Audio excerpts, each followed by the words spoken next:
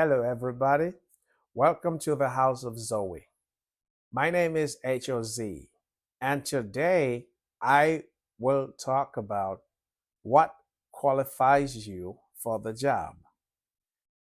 Now, whenever you want to get a job, of course, they always ask you for your resume, which to me is kind of counterproductive.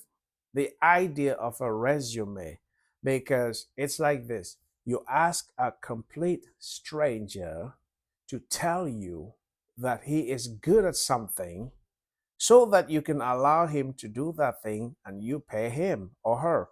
Now, uh, if everybody was honest in this life, I would say, okay, that method is good.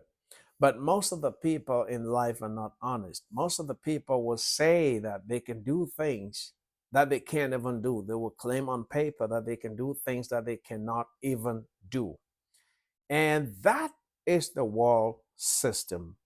And that's the reason why you see people get on a job a few weeks later, they can't do the job, and there's so much confusion and complaining in the job market because most of the times people claim that they can do what they cannot do. Or sometimes people go in for jobs and they are overqualified for the job and they have to dumb their resume down in order to get that job because they desperately need that job. But thank God that in the kingdom of heaven, your resume is not determined by what you can do. Your resume is determined by what God says you can do. For example, when the Israelites in the book of Judges, when the Midianites were raiding Israel and stealing everything from Israel, and Israel needed somebody to rescue them from the Midianites. There was this one guy called Gideon. Gideon was sitting in a wine press. I think he was sitting in his wine press, in his father's wine press.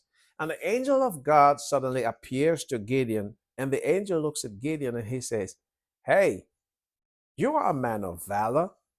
And Gideon looked around because Gideon couldn't believe that the angel was speaking to him. And Gideon said, "Who are you talking to?" And the angel said, you man of valor. Of course, whenever we are confronted with a compliment, like whenever somebody tells us something good about us, the tendency for us is to play it down. We like to play it down. I think there's two reasons for this. One is because we want to be humble, and the second reason is because we truly believe that we are frauds. So when this angel said to Gideon, "You're a man of valor," Gideon said, "Oh, no, no, no, no." And he gave the same reasons that you and I gave when we want to say that we can't or we're not qualified for something. Gideon said, "My family is the least important family in the tribe of Benjamin. And then not only that, I am the least important person in my family." So he made sure he told the angel that he is not qualified for that title. But the angel said, "No, no, no, listen. God, because every time an angel speaks, he doesn't speak his own words. He speaks the words of God because angels are messengers that carry messages from God.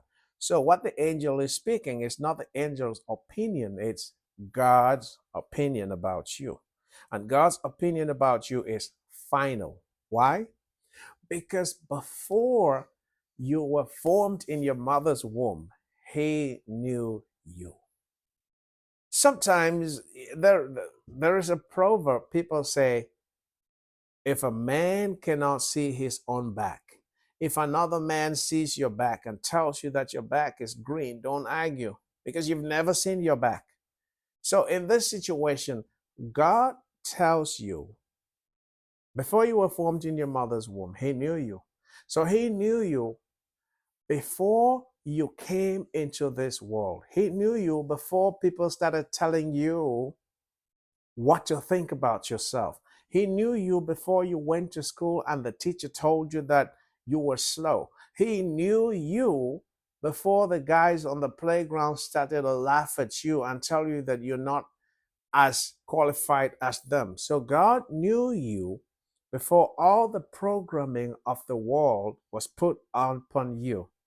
And that's the reason why if God sends a messenger to tell you that you are qualified, do not argue. And the reason why you are qualified in the eyes of God is because somebody else has taken the blame for everything that you are blaming yourself for.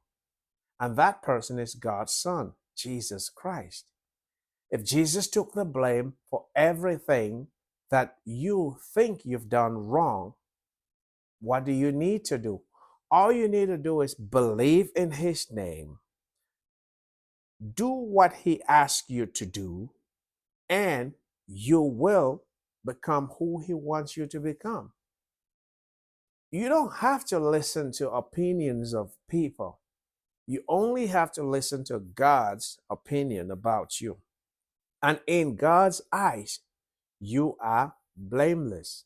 If you accept Jesus Christ, if you follow the words of Jesus, if you decide that from this day forward, I am going to, like Jesus, speak only what I hear the Father speak, do only what I see the Father do, your life is going to be completely different.